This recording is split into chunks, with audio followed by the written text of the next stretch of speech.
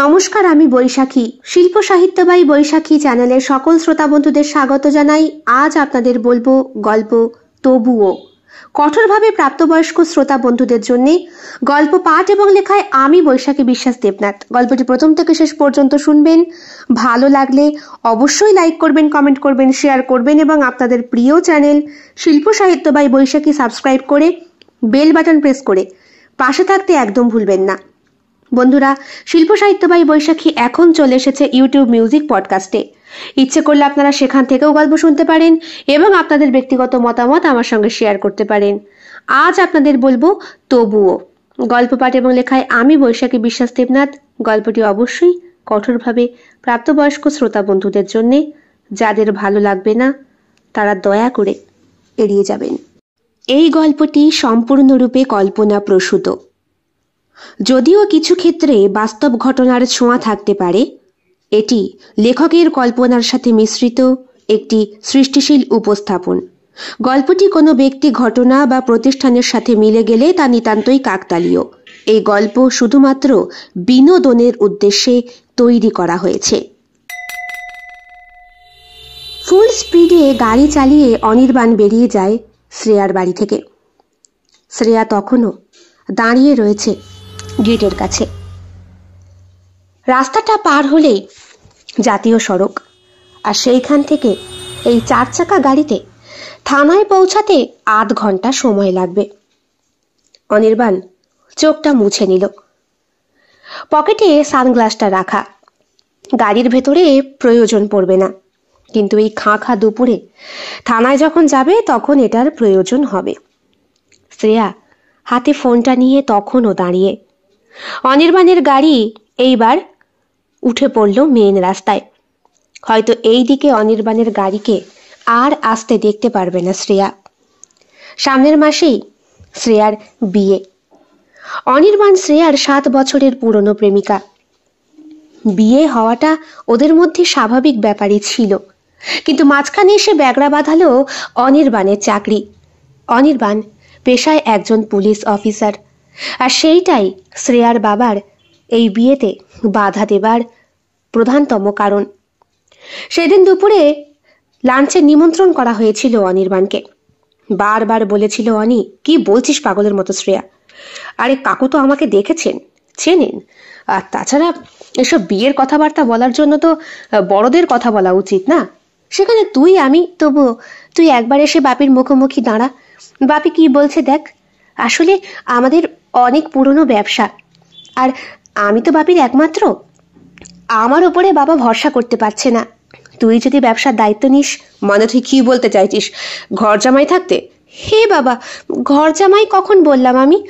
মানে তোর চাকরিটা তো খুবই রিস্কি একটা চাকরি। কি কি বলছিস শ্রেয়া? তুই জানিস না এই চাকরি পাওয়ার জন্য আমি কতটা স্ট্রাগল করেছি? আমার জীবনের স্বপ্ন পুলিশ হওয়া। মা আমাকে এই স্বপ্ন দেখিয়েছিল, কারণ আমার দাদু আর্মি ছিলেন এবং শহীদও হয়েছিলেন।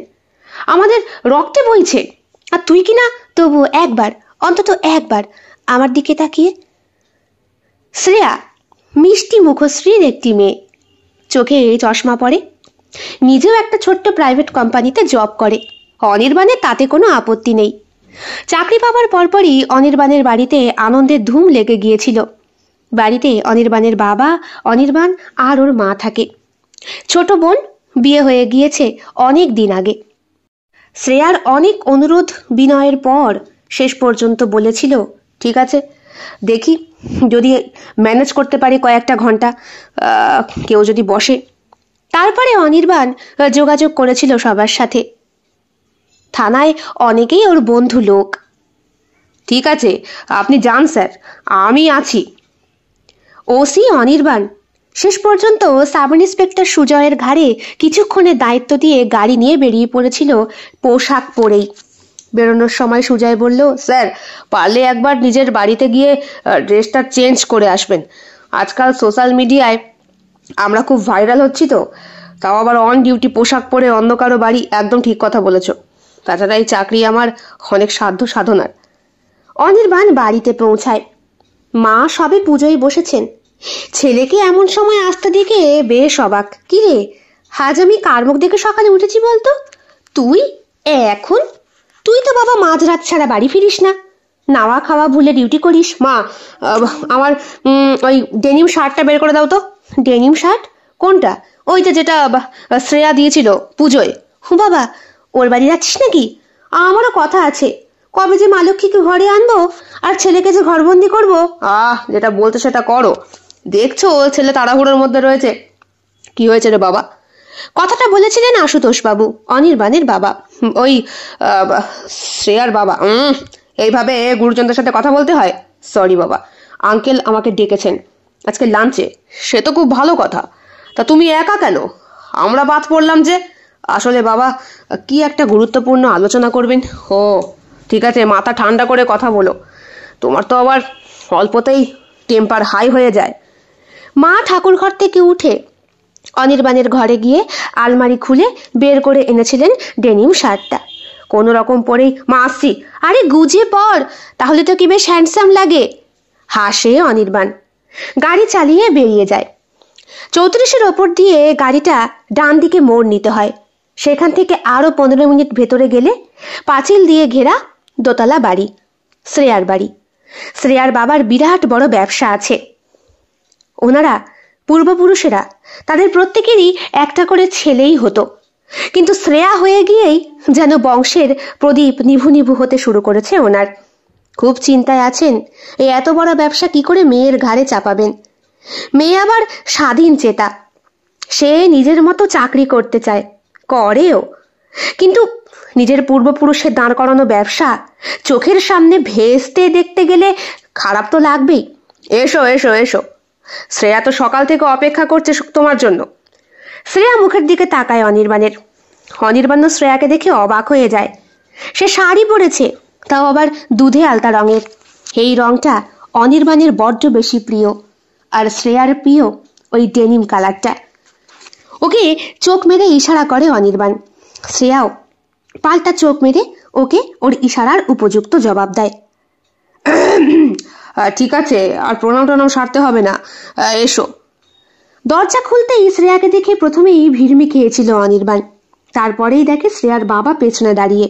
তাই শ্রেয়াকে জড়িয়ে ধরাটা আর হলো না, তাহলে কানের কাছে মুখ নিয়ে হয়তো বলতো, তোকে আজকে হেভি সেক্সি লাগছে। একেবারেই খেতে বসে পড়লেন ওনারা। অনির্বাণকে সময় দেওয়া ছিল দুপুর 1টা। সে এসেছে যখন তখন ঘড়ির কাঁটায় 2:30 বাজে। আসলে আমরা একটু তাড়াতাড়ি দুপুরের খাবারটা খাই, তা আজ বড্ড দেরি হয়ে গেল। কই গো? এই বলে শ্রেয়ার মাকে ডাক দিলেন তিনি। আরে যাই, জামাই খাবে বলে কত রকম আয়োজন করেছি বলো তো। নাও বাবা খাও। হো, এত কিছু কেন? কথাটা বলে অনির্বাণ। গলদা চিংড়ি, কচি পাঁঠার ঝোল, পোলাও সবই আয়োজন করা হয়েছে। খা খা, তোর তো খেতে ভালো লাগে, কথাটা বলে শ্রেয়া। হ্যাঁ হ্যাঁ, বেশি করে খাও, ভালো করে খাও। তোমরা হলে ইয়ং জেনারেশন, এখন যদি ঠিকঠাক না খাও তাহলে কি আমাদের মতো বুড়ো বয়সে গিয়ে খাবে? তখন তো হাড় চেবানোর মতো দাঁতের অবস্থা থাকবে না হে, বলে হাসলেন তিনি। যদিও কথাটাই বেশ বিরক্ত হলো শ্রেয়ার মা। তোমার এই বাজে কথার জন্য ছেলেটার বুঝি ভীষণই লাগবে। খাও বাবা, ঠিক মতো খাও। আঙ্কেল আন্টি, আপনারা এমন করছেন যেন মনে হচ্ছে আমি ভিন গ্রহের প্রাণী। কথাটায় সবাই হেসে ওঠে। খাওয়া দাওয়া লেটা চুকতে প্রায় 45 মিনিট মতো সময় লাগে। একেই অতগুলো পদ, তার উপরে সবই খেতে হবে। খাওয়ার পর তো আর প্যান্টের বেল্ট লাগানোর মতো অবস্থায় ছিল না অনির্বাণ। সোফায় ধূপ করে বসে পড়ে সে। এতক্ষণে শ্রেয়া এসে পাশে বসেছে। শ্রেয়াকে এক হ্যাঁচকায় বুকের কাছে টেনে বলে, শাড়ি পরেছিস কেন? হেভি সেক্সি লাগছে, একটা চুমু খাবো। কথা শেষ হতে না হতেই অনির্বাণ দেখতে পায় শ্রেয়ার বাবা এসে দাঁড়িয়েছেন। কি দাঁড়িয়ে পড়লে কেন? বসো। অনির্বাণ শ্রেয়ার বাবাকে দেখলেই দাঁড়িয়ে পড়ে। বড়দের দেখলে সম্মান করতে হয়, এই শিক্ষাটা ছোটবেলা থেকেই ওর রক্তে রক্তে রয়েছে। হ্যাঁ, এই তো বসছি আঙ্কেল, আপনিও বসুন। হ্যাঁ হ্যাঁ, আমার বাড়ি, আমি তো বসবই। সরি, ঠিক আছে ঠিক আছে। দেখো বাবা, যে কথাটা বলার জন্য তোমায় ডাকা, আমাদের পৈতৃক ব্যবসা তুমি তো খুব ভালো করেই জানো। পশ্চিম মেদিনীপুরে আমাদের প্রচুর জমি জায়গা রয়েছে, সেগুলো দেখাশোনা করার লোক আছে, সে ব্যাপার না হয় আলাদা। বছরে একটা মোটা টাকা আমার ব্যাংকে ঢুকে যায়, আর মাঝে মধ্যে গিয়ে নিজে তদারকি করে আসি। রইল বাকি এইখানকার ব্যবসার কথা। এখানে আমার 30টা ট্রাক আছে, তুমি তো খুব ভালো করেই জানো। তাছাড়া আমি জানি আঙ্কেল, আর আপনাকে বলতে হবে না। আপনি এখন কি বলতে চাইছেন? যেটা বলছি সেটা হলো যে এই যে আমার যে ব্যবসা, এইটা তুমি দেখাশোনা করার দায়িত্ব নিতে পারবে তো? আর তাছাড়া তুমি এই পুলিশের চাকরি করে কত টাকাই বা মাইনে পাও? এ তো আমার একদিনের ইনকাম। অনির্বাণের কথাটাই খুব খারাপ লাগে। সে বলে, দেখুন আঙ্কেল, আমি অনেক কষ্টে এই পুলিশের চাকরিটা পেয়েছি। এটা আমার কাছে একটা সাধনার জিনিস বলতে পারেন। তাছাড়া এটা করার জন্য যে আমি কতটা কতটা কি বলবো, হত্যা দিয়ে পড়ে থেকেছি ভগবানের কাছে, শ্রেয়ার থেকে বেটার কেউ জানে না। শ্রেয়ার চোখের দিকে তাকালেন তার বাবা। ইশারায় বোঝা গেল শ্রেয়াকে উনি ভেতরে যেতে বলছেন। শ্রেয়ার চোখের কোণায় জল দেখতে পায় অনির্বাণ। ব্যাপারটা কি হয়েছে আঙ্কেল, যদি একটু খোলসা করে বলেন। দেখো, আমি আবার তোমার আন্টির মতো বেশি ভনিতা করে কথা বলতে পারি না। যা বলি ন্যায্য কথা বলি, অল্প বলি, এবং যেটুকু বলার সেটুকু বলি। এক্সট্রা ভাট বকা আমার একদম পছন্দ না। তোমার পুলিশের চাকরি আমার কাছে ঘোর আপত্তি, কারণ এই প্রত্যেকবারই আমার ট্রাক লরি, এই যে আগে 200টা ছিল, এখন কমে কতগুলোতে এসে ঠেকেছে। তাছাড়া আমার এই ব্যবসার জন্য আমি এই পুলিশকে ভরসা করতে পারি না, বিশ্বাসও করতে পারি না। আসলে এই চাকরিটা আমার ভালো লাগে না। আমি চেয়েছিলাম আমার জামাই আমার ব্যবসার হাল ধরবে। আমার তো একটা মাত্র মেয়ে, আর তুমিও তো বাবা মার একটা মাত্র ছেলে। যা থাকবে তো তোমাদেরই থাকবে, আর থাকবে আমার বংশের নাতি নাতনিদের। অন্তত তারা তো বলবে যে ঠাকুরদা ঠাকুমা বিরাট কিছু রেখে গেছে। তা তুমি যখন তোমার পুলিশের চাকরি ছাড়তে পারবে না, তাহলে তুমি আমার ব্যবসাও দেখতে পারবে না। সুতরাং অনির্বাণ উঠে দাঁড়ায়, নমস্কার করে বলে, না, আমি জীবনে সব রকম করতে পারবো আঙ্কেল, কিন্তু আমার পুলিশের চাকরি আমি ছাড়তে পারবো না। ভেবে বলছো? ভেতর থেকে শ্রেয়া ছুটে আসে। ওর মা ওকে গিয়ে বলে, সর্বনাশ হয়ে গেছে, তোর বাবা যেটা বলার একেবারে সরাসরি বলতে অভ্যস্ত, তো সেই বিয়ের পর থেকে দেখে আসছি। কথাটা তো ভালো করেও বলা যেত। অনির্বাণকে না বলে ওর মা বাবাকে বললেও তো হবে না মা? ওই চাকরিটা ওর বড্ড প্রিয়। ও আমাকে ছাড়তে পারবে, তবুও পুলিশের চাকরি ছাড়তে পারবে না। ওই পোশাকটার ওপর যে ওর ভীষণ লোভ। অনির্বাণ বলে, বুঝতে পেরেছি আঙ্কেল, আসলে ওকে আমি খুব ভালোবাসি। হয়তো ওর জায়গাটা আর কেউ কোনোদিন নিতে পারবে না, কিন্তু আমার চাকরিকেও আমি ভালোবাসি। তাই আমার চাকরির জায়গাতেও আমি অন্য কাউকে বসাতে পারবো না। নমস্কার, ভালো থাকবেন আপনারা। শ্রেয়ার ঘরটা দোতলায়, কিন্তু সে সিঁড়ির কাছে দাঁড়ানোর জন্য বসার ঘর থেকে দেখতে পায় অনির্বাণ। শ্রেয়ার সঙ্গে চোখে চোখ পড়তেই দেখতে পায় শ্রেয়া ঘাড় নাড়ছে, অর্থাৎ যেতে বারণ করছে। কিন্তু অনির্বাণেরও হাত পা বাঁধা। সে ঘর থেকে বেরিয়ে পাঁচিল টপকে যখন ওর গাড়িতে গিয়ে বসলো, শ্রেয়া তখন ভেতর থেকে ছুটে এলো। শ্রেয়া, তোমার জন্য পাত্র ঠিক করে রেখেছি আমি, আমার বন্ধুর ছেলে। তার সঙ্গেই তোমার বিয়ে হবে সামনের মাসে। ওকে বলে দিও। আর তুমিও যদি এক বাপের মেয়ে হও, তাহলে ওকে আর ফোন করবে না। এগুলো কি বলছো? ঠিকই বলছি। সেও যদি তার জিদে অটল থাকতে পারে, আমিও আমার জিদে অটল থাকতে পারি। গাড়ির ওপর দিয়ে জোরে বেরিয়ে যায় অনির্বাণ। শ্রেয়া হাতে ফোনটা নিয়ে চুপ করে দাঁড়িয়ে। পেছন থেকে এসে ওর বাবা হাত থেকে ফোনটা নিয়ে ছুঁড়ে ফেলে দিলেন রাস্তায়। ভেঙে টুকরো টুকরো হয়ে গেল ফোনটা, কারণ 34-এর ওপর দিয়ে হরধুম গাড়ি যাতায়াত করে। শ্রেয়া অনির্বাণের গাড়ির পেছনে ছুটতে ছুটতে নিজের বাড়ির রাস্তা পেরিয়ে অনেকটা চলে এসেছিল। গাড়িতে ওঠ। বাবার হুকুমে গাড়িতে উঠে বসলো শ্রেয়া, এবং ওর বাবাও গাড়ি চালিয়ে বাড়ির দিকে চলে গেলেন। রাস্তার ওপর দিয়ে অনির্বাণের গাড়ি অনেকটা বেগে ছুটে চলেছে। ফোনটা বাজছে। বাবা ফোন করেছে।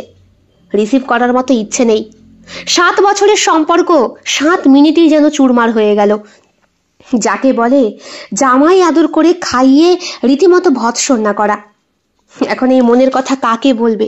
চোখের জল যে বাঁধ মানছে না। পুলিশ অফিসার আবার কাঁদতে পারে? এমন কখনো হয়? অনেকবার ফোনটা বাজছে। রাস্তার এক কোণে গাড়ি দাঁড় করিয়ে ফোনটা রিসিভ করে অনির্বাণ। হ্যালো, কি হয়েছে অনি? মা জিজ্ঞেস করেন। মা এমনই একজন যার কাছে কোনো কিছু গোপন করা যায় না। যেভাবেই হোক ওই মা নামক জিনিসটা ঠিক টের পেয়ে যায়। কিছু হয়েছে? অনি, বল আমায়। কি হয়েছে? দেখো না, ছেলেটা কাঁদছে। কাঁদছে? রাস্তার ওপর দিয়ে যাতায়াত করছে, জোরে জোরে গাড়ি চলছে, আর তুমি বলছো কাঁদছে? না, আমি ওর মা, আমি ওকে চিনি। ছোটবেলা থেকে ও জোরে কাঁদতে পারে না, ওর বুকে কষ্ট হয়। বাবু, বাড়ি বাড়ি আয়। মায়েরও গলা শুকিয়ে আসে। অনির্বাণ বলে, আসছি মা। ফোনটা রেখে অনির্বাণ গাড়িতে উঠে বসে। শ্রেয়ার নাম্বারটা ডায়াল করতে ইচ্ছে করে, কিন্তু না, শ্বশুর যেখানে মানবেন না সেখানে শ্রেয়াই বা কি করে হ্যাঁ বলে। আর ওরা যখনই এই প্রেম সম্পর্কে আবদ্ধ হয়েছিল, একে অপরকে কথা দিয়েছিল কখনো বড়দের ইচ্ছার বিরুদ্ধে ওরা বিয়ে করবে না। সুতরাং এইটা তো এখন মানতেই হবে, যেভাবেই হোক না কেন। অনির্বাণের গাড়ি বাড়ির খুব সামনে এসে পৌঁছানোর সাথে সাথেই থানা থেকে ফোন আসে। হ্যাঁ স্যার, সুজয় বলছি। হ্যাঁ সুজয়, বলো। স্যার, আপনাকে আধ ঘন্টা ধরে ফোন করছি, আপনি ফোন রিসিভ করছেন না। আসলে স্যার, একটা অনেক বড় প্রবলেম হয়েছে, আপনাকে এক্ষুনি থানায় আসতে হবে। হো, আমি আসছি, জাস্ট 5 মিনিট। Okay sir. গাড়ি দাঁড় করিয়ে অনির্বাণ ঘরে যায়। মা বাবা দাঁড়িয়ে রয়েছেন ওর মুখের সামনে। নিজের বেডরুমে ঢুকতেই মা বললেন, কি হয়েছে? কিছু না মা, তোমার বৌমাকে বরণ করার জন্য সোনার চুড়ি বানিয়েছিলে না, কঙ্কন, ওগুলো তুমিই পরে নিও। বাদবাকিটা আর জিজ্ঞেস করতে হয় না অনির্বাণকে। ওর চোখের কোণার জলটাই মা বাবাকে সবটা বুঝিয়ে দেয়। বাবা এসে পিঠে চাপড় মেরে বললেন, শক্ত হতে হবে, অনেক শক্ত হতে হবে। শ্রেয়ার বাবা ব্যবসায়ী মানুষ, আমি জানতাম উনি কখনো এটা মানবেন না। যেভাবেই হোক উনি এই সম্পর্কের বিরতি একটা টানবেনই। মা, আমার পোশাকটা? হইতো। পোশাক সামনে থাকা সত্ত্বেও যেন অনির্বাণের সেখানে চোখ যাচ্ছে না। চোখের সামনে শুধু ধোঁয়াশা, আর একটাই মাত্র মুখ বারবার ভেসে উঠছে। আর কেউ নয়, সেটা একমাত্র শ্রেয়া। মা, বেরোচ্ছি। এই এলি, এই যাবি? হ্যাঁ মা, খবর এসেছে। তাছাড়া যাকে ভালোবেসে যাকে ছাড়লাম, একজনের ভালোবাসাটা তো আমাকে অটুট করে রাখতে হবে মা। চলি। হায়, সাবধানে। গাড়ি নিয়ে বেরিয়ে পড়ে অনির্বাণ। থানায় পৌঁছায় ভীষণ তাড়াতাড়ি। রাস্তা দিয়ে যেন উড়োজাহাজ ছুটে চলেছে। হুশ করে গাড়ি থামতেই থানার দারোয়ান থেকে শুরু করে হেড কনস্টেবল, হোমগার্ড সকলে তাকে সালাম ঠোকে। অনির্বাণ যখন থানায় ঢোকে তখন বাতাবরণটা সম্পূর্ণ অন্যরকম হয়ে যায়। অনির্বাণের চেহারার রঙের সাথে আর ওর উচ্চতার সাথে এই পোশাকটা যেন রাজকীয়। চারিদিকে আলো ছড়ায়। অনির্বাণের গায়ের রং একটু তামাটে হওয়ার জন্য আরো দারুণ লাগে। দরজা খুলে ভেতরে ঢুকতেই দেখে সুজয় বসে রয়েছে। সুজয় উঠে ওনাকে সালাম জানানোর সঙ্গে সঙ্গেই, কি হয়েছে সুজয়, বলো। স্যার, সেই ফোনটা। কোন ফোনটা? আরে স্যার, ওই যে সেই ফোনটা। শহরে ছিনতাই, রাহাজানি, চুরি, জানেন স্যার, এই সব কিছুর পেছনে নাকি একটা একটা মেয়ে আছে। হোয়াট? কে বললো? হ্যাঁ স্যার, আমরা এতদিন ধরে যেটা করতে চলেছি, মানে যেটা খুঁজেই চলেছি, সেটা নাকি একটা মেয়ে। তাকে কি খুঁজে পাওয়া গেছে?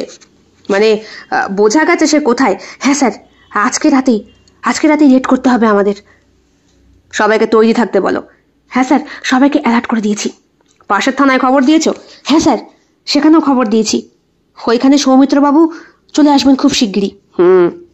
খবরটা যেন একদম লিক না হয়। তোমায় খবরটা কে দিল? আগে স্যার, রাজু দিয়েছে।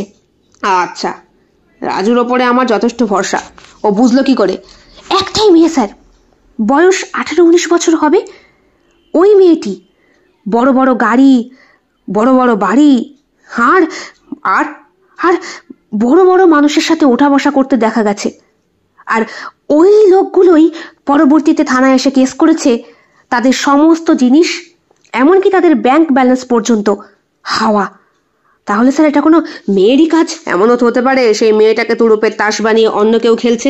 হ্যাঁ স্যার, এটাও পসিবল, কিন্তু আমাদের হাতে তো এখন কোনো তথ্য প্রমাণ নেই। মেয়েটাকে ধরতে পারলে অন্তত সেইটুকু। হ্যাঁ, একদম দেরি করা যাবে না। রাতেই তৈরি হয়ে থাকতে বলো। সবাই যেন অ্যালার্ট থাকে। আমি যেন পরে না শুনি যে না না স্যার, আগের বারের মতো এবার আর কোনো ভুল হবে না। রাত বাড়তেই থানা চত্বরটায় কেমন যেন কুয়াশাচ্ছন্ন একটা ভারী পরিবেশের সৃষ্টি হয়েছে। অনির্বাণ 1 ঘন্টার জন্য বাড়িতে গিয়েছিল, খাওয়া দাওয়া করে চলে এসেছে। মাকে বলেছে, মা আমার ঘর থেকে যাবতীয় ছবিগুলো সরিয়ে দিও। আমি জানি তোমরা ভাবছো হয়তো আমার কষ্ট হচ্ছে, কিন্তু মা, পুলিশের চাকরি আমার ভালোবাসা, আর এর জন্য আমি সবকিছু করতে পারি। শ্রেয়া এসেছে। কি? শ্রেয়া এসেছে অনির্বাণের বাড়ি। অনির্বাণ ভাবতেই পারে না। কোথায়? তোর ঘরে। অনির্বাণ ঘরে যায়। শ্রেয়া চুপ করে দাঁড়িয়ে রয়েছে ওর ছবিটার সামনে। অনির্বাণের ঘরে শ্রেয়া আর অনির্বাণের একসাথে দাঁড়িয়ে থাকার একটা ছবি আছে। পেছনে অনির্বাণের প্রথম কেনা বাইকটা, যেটা ও টিউশনি পড়িয়ে পেয়েছিল সেই টাকা দিয়ে। শ্রেয়া, হো তুই? বাবাকে অনেক করে বোঝালাম রে, খুব কান্নাকাটি করলাম। তুই আমার মুখের দিকে তাকিয়ে চাকরিটা ছেড়ে দে না অনি, আমি তোকে ছাড়া বাঁচতে পারবো না। তুই এটা বলতে এসেছিস? না, আমি এটা বলতে আসিনি। আমি এটা বলতে এসেছি সামনের মাসে আমার বিয়ে। কদিন পর বিয়ের কার্ডটা দিয়ে যাব। প্রয়োজন নেই। কেন? আমার বিয়েতে তুই যাবি না? তুই না গেলে কিন্তু আমি বিয়ে করব না। আমাকে যন্ত্রণা দিতে? না, তোকে যন্ত্রণা দিতে আমি পারবো না। অন্তত তুই আমার চোখের সামনে থাকলে তোকে দাঁড় করিয়ে রেখে অন্য কারো হাতে সিঁদুর তো পরতে পারবো। এগুলো কি বলছিস? ঠিকই বলছি। ব্যাগে কি? তোর দেওয়া সমস্ত উপহার। বাপি সব ভেঙে ফেলছিল, এগুলো বাঁচিয়ে নিয়ে এসেছি। ফোনটা তো, ও তুই মানতে পারছিস? পারছি না বলেই তো ছুটে এসেছি। চল না পালাই, থাক না ওসব প্রতিশ্রুতি। কি হবে ওসব মেনে যদি দুইজন একসঙ্গে থাকতেই না পারি? এত বছরের সম্পর্ক পারবো না। আমার বাবা মার একটা সম্মান আছে। তাছাড়া তোর বাবা আমার বাবা মাকে মেরে ফেলবে, ওইটা আমি অন্তত বুঝতে পেরেছি। ঠিকই বলেছিস। কি করবো বল? এমন বাবা মার ঘরে জন্মেছি যে তাদেরকে নিজের মনের ইচ্ছের কথাটা পর্যন্ত। থাক, এই জন্মে না হয় পরজন্মে হয়তো, জানি না। যদি পরজন্ম বলে কিছু থেকে থাকে তবে প্রার্থনা করব ভগবানের কাছে, অবশ্যই যেন পূর্ণ করে আমার মনের ইচ্ছে। অনির্বাণ, শেষবারের মতো তোকে একটু জড়িয়ে ধরতে পারি? অনির্বাণের চোখের কোণাতেও জল। ঠিক তখনই সুজয়ের ফোনটা আসে। হ্যাঁ সুজয়। স্যার, আমাদের গাড়ি রেডি। আপনি কোথায়? আমি এক্ষুনি আসছি। শ্রেয়ার কথার কোনো পাত্তা না দিয়েই, আমি আসি রে, তুই সাবধানে থাকিস, ভালো থাকিস। এতই ভালোবাসে অনির্বাণ তার চাকরিকে। বেরিয়ে যায় সে। শ্রেয়াও কিছুক্ষণ পর বেরিয়ে যায়। আসছি, তোমরা ভালো থেকো। আর হয়তো দেখা হবে না। কেন? আমাদের কাছে আসবি মাঝে মাঝে। তা হয় নাকি কাকু? এরই মধ্যে শ্রেয়ার বাবাও গাড়ি পাঠিয়েছেন। গাড়ি করে শ্রেয়া বেরিয়ে যায়। অনির্বাণ শ্রেয়াকে বুঝতেই দিল না ওর মনের ভেতরে চাপা কষ্টটা। মনে মনে ভাবলেও, থাক, তুই ভালো থাক, আমি কেমন থাকবো সে তো আমার ব্যাপার। গাড়ি এসে থানায় পৌঁছাতেই দেখতে পায় অনির্বাণ সবাই রেডি। ধরতেই হবে ওই ধুত্তর মেয়েটাকে যেভাবেই হোক। কিন্তু স্যার, ওপর মহল থেকে একটা খবর আছে, মেয়েটা নাকি রন্ধ্রে রন্ধ্রে গন্ধ পায়। আমরা কি সবাই অন্য পোশাকে যাব? নিশ্চয়ই, পুলিশের পোশাকে কেউ যাবে না। মেয়েটা যেখানে থাকে সেখানে আমরা সবাই ছড়িয়ে ছিটিয়ে থাকবো। প্রয়োজনে মেয়েটাকে একটু অন্যরকম ভাবে ধরতে হবে। মানে স্যার, এর আগে যারা ওর চুরির পাল্লায় পড়েছে তারা প্রত্যেকেই ওর সাথে ঘনিষ্ঠ সম্পর্কের মাধ্যমেই পড়েছে। কিরকম? যেমন ধরুন, অনেক বয়স্ক ব্যক্তি যার কোনো স্ত্রী নেই, সন্তান নেই, অথবা এমন ব্যক্তি যার সব আছে কিন্তু সম্পর্কটা ভালো না, তাদের মাঝে ঢুকে, বুঝেছি, সিম্প্যাথি অর্জন করে তারপর টাকা পয়সা। না না স্যার, শুধু তাই নয়, ব্যাংক ব্যালেন্সটা পর্যন্ত জেনে নিত। এমন ব্যক্তি যে কিনা অসুস্থ, বিছনা থেকে উঠতে পারে না, আয়া সেন্টারের মাধ্যমে যোগাযোগ করে, তার মানে সে আয়া সেন্টারের সঙ্গে যুক্ত। হ্যাঁ স্যার, সেই কর্মীকে ধরেই তো আমরা ওই মেয়েটা পর্যন্ত পৌঁছাতে পারছি। বুঝলাম, চলো। গাড়ি নিয়ে বেরিয়ে পড়লেন ওনারা। যেই রাস্তা দিয়ে চলেছেন সেই রাস্তায় আদেও কি কিছু আছে নাকি সবটাই ধোঁয়াশা কারও জানা নেই। রাজু তার চায়ের দোকানের সামনে এসে গাড়ি দাঁড় করাতেই রাজুদা বললেন, এখনো আসেনি, আসবে ঠিক ঠিক ওই 10টা 10:30 নাগাদ। যাদের সঙ্গে মেশে তাদের প্রত্যেককে একেবারে খুব লেখায়, দেখলে আপনাদের চক্ষুশূল হয়ে যাবে। ওই যে স্যার, ওই যে আসছে। সুজয়কে গাড়ি নিয়ে অন্যদিকে পাঠিয়ে দিয়েছিল অনির্বাণ। রাজুদাও তার চায়ের দোকানে গিয়ে ঢুকলো। রাস্তার একদম শেষ মাথা থেকে কালো রঙের সালোয়ার কামিজ পরে বছর 19-এর একজন তরুণী হাঁটতে হাঁটতে আসছে। মাথায় লম্বা লম্বা চুল, ঠোঁটের কোণে হালকা হাসি, গাঢ় লাল লিপস্টিক পরা, ওপরে একটা তিল আছে ঠোঁটের। পরনের চুড়িদারটা ফুল হাতা, দেখে কেউ বলবে না এই যে একটা ধাপ্পাবাজ। শুধু ধাপ্পাবাজই নয়, কোনো চোরা কারবারির সঙ্গে যুক্ত। এমনই কারবার যেখানে মানুষ একবার জড়ালে জ্যান্ত অবস্থায় সে আর ফিরে আসতে পারে না। রাজুদা, দেখে তো কেউ বলবে না? হ্যাঁ, দেখে কেউ বলবে না স্যার। আর একটু সামনাসামনি এলে আপনার মনে হবে কোনো হাই সোসাইটির সন্তান। দেখুন। রাজুদা, এক কাপ চা দাও দেখি। এই তো তুমি চলে এসেছো? তা আজও চাই খাবে এই রাতে? হ্যাঁ, কি করব বলো, কতক্ষণ কাজ করতে হয়। তাছাড়া আয়া সেন্টারের কাজ বুঝতেই তো পারছো, ওরা একেবারে চর্মচুষ্য করে খেয়ে নেয়। দাও চাটা দাও। তোমার চায়ের দোকানে আজ এত রাতে খরিদ্দার এসে বসে আছে নাকি রাজুদা? হ্যাঁ, এ বাবু প্রায় দিনই আসেন। ও নমস্কার, আমার নাম আরাত্রিকা। আপনি? এইবার ভিড়মি খেয়ে যায় অনির্বাণ। আমার নাম অরুণ। ও নমস্কার। এখানেই থাকেন? আপনাকে তো কোনোদিন দেখিনি। আপনি কোথায় থাকেন? আমি তো আয়া সেন্টারে কাজ করি, সেখান থেকেই ফিরছি। এত অল্প বয়সে আয়া? পড়াশোনা কত দূর জানেন? শুধু পড়াশোনা দিয়ে কি আর এখন পেটের ভাত হজম হয় নাকি ভাতের একটা দানাও জোটে বলেন তো? চালের কত দাম বেড়েছে। পড়াশোনা করতে করতেই কাজ করি, বাড়ি থেকে কোনো আপত্তি নেই। আচ্ছা রাজুদা, চাটা খুব ভালো ছিল, চলি। মেয়েটা বেরিয়ে যায়। রাজুদা বলে, মেয়েটা এগিয়ে যাওয়ার বেশ কিছুক্ষণ পর মনে হয় কিছু একটা সন্দেহ করেছে। এরা খুব চালাক হয়। ভাগ্যিস নিজের নামটা আপনি বলে দেননি, ধরা পড়ে যেতেন তাহলে। তোমার সাথে আলাপটা কি করে হলো রাজুদা? আমার অনুমান এই সে মিত্তিরদের বাড়ি কাজ করত। মিত্তিরদের বাড়ি চুরি ডাকাতি হলো। মিত্তির বাড়ির বউর যাবতীয় সোনার গয়না চুরি হয়ে গেল। এরপরে কাজ করতো মুখুজ্জে বাড়ি, সেই বাড়িতেও ঠিক সেম কেস। তার মানে একে যদি সেইভাবে না ধরা যায় তাহলে বোধহয় এর গ্যাংকে ধরা মুশকিল। একদম। একা এসেছো নাকি জিজ্ঞেস করে রাজুদা। না না, একা আসেনি, সুজয় রয়েছে। সর্বনাশ, ও তো আরো রাতচটা। অনির্বাণ সুজয়কে ফোন করে। সুজয় বলে, স্যার আমার সামনে দিয়ে যাচ্ছে, কোমর দুলিয়ে দুলিয়ে। দেব নাকি কোমরে একটা? খবরদার, আমাদের কাছে এখন কোনো প্রমাণ নেই। ও যেই বাড়িতে আয়াগিরি করে সেই বাড়িতেই চুরি রাহাজানি হয়। তাহলে স্যার রোসো সুজয়, রোসো। সময় ঠিক আসবে আর ঘুঘু ঠিক আমাদের ফাঁদে পা দেবে, চিন্তা করো না। কিন্তু স্যার, এই সুযোগটা কি করে সুযোগ পাচ্ছ তুমি? প্রমাণ আছে কোনো আমাদের কাছে? বলো।